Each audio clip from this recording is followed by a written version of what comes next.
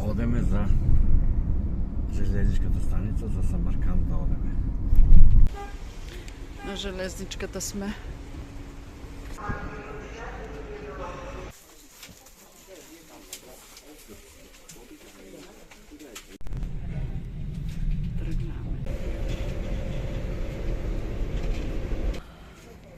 Дојдеме у Самарканд на железничката станица.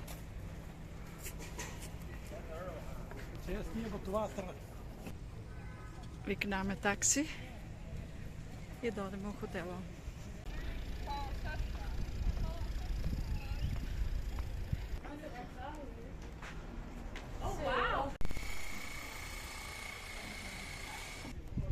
Значи, ова е маузолео на познатиот средновековен војсководител Тамерлан, кој што имал моќна средновековна огромна држава.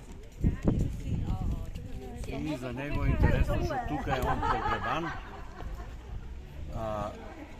И имало народно верување дека секој што ќе му го копа гробо ќе предизвика војна и голема несреќа.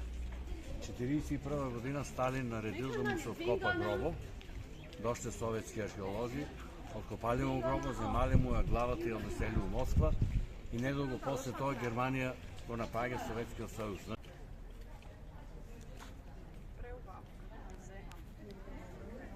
Улеземе унатре, картата околу 6 евра за еден.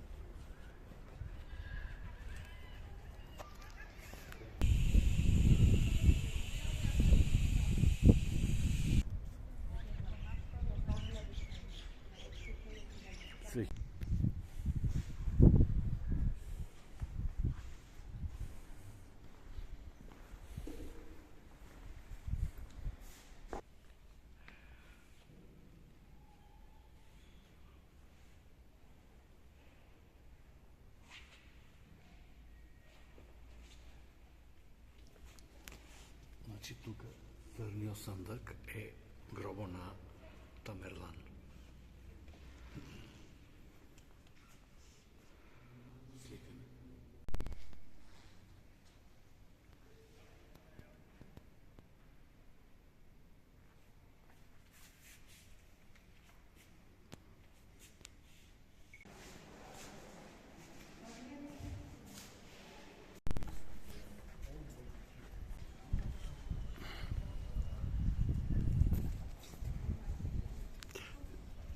Со зелено е неговата империја, а со жото вазални држави што му биле.